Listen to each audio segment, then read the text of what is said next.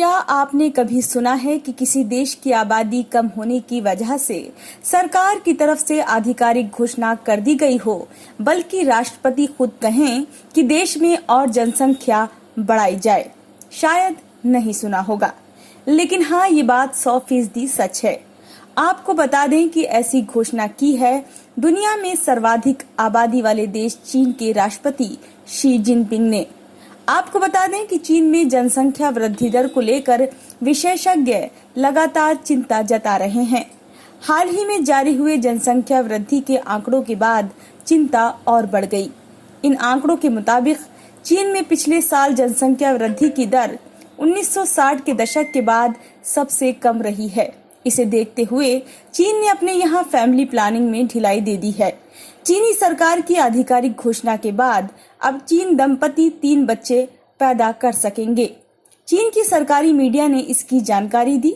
चीन ने अपने यहाँ बूढ़ी होती आबादी और जनसंख्या बढ़ने की धीमी रफ्तार से चिंतित होकर ये एक अहम फैसला किया है। अब चीन सरकार ने पारिवारिक नियोजन के नियमों में ढील देने की घोषणा की है। अब चीन में दंपति 3 बच्चे पैदा कर पाएंगे।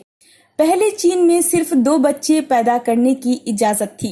चीन में बच्चे पैदा करने की इजाजत देने के फैसले की घोषणा से पहले राष्ट्रपति शी जिनपिंग की अध्यक्षता में एक बैठक हुई।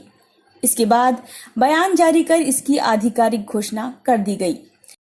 बयान में कहा गया कि अधिक उम्र वाली आबादी की बढ़ती समस्या के समाधान के लिए कुछ बड़े कदम उठाने की आवश्यकता है। इसी के तहत बच्चे पैदा करने से जुड़ी नीतियों में और सुधार किया जाएगा। अब दंपतियों को 3 बच्चे पैदा करने की इजाजत दी जाती है। ये एक बड़ा सवाल है कि आखिर चीन को ऐसा कदम क्यों उठाना पड़ गया। तो आपको बता दें कि हाल ही में चीन ने अपनी जनसंख्या के आंकड़े जारी किए थे, जिसके मुताबिक पिछले दशक में चीन में बच्चों के पैदा होने की रफ्तार का औसत सबसे कम पाया गया। इसका मुख्य कारण चीन की 2 चाइल्ड पॉलिसी को बताया गया। आंकड़ों में बताया गया कि साल 2020 में चीन में सिर्फ 12 मिलियन बच्चे पैदा हुए, जबकि 2016 में यह आंकड़ा 18 मिलियन था। यानी चीन में साल 1960 के बाद बच्चों के पैदा होने की संख्या भी सबसे कम पहुंची। एक अहम बात यह है कि चीन ने बढ़ती आबादी को रोकने के लिए 1979 में 1 चाइल्ड पॉलिसी लागू की थी। इस नियम का उल्लंघन करने वालों को जुर्माना भरना होता था, उनका रोजगार चला जाता था और कई बार गर्भपात कराने तक को मजबूर होना पड़ता था।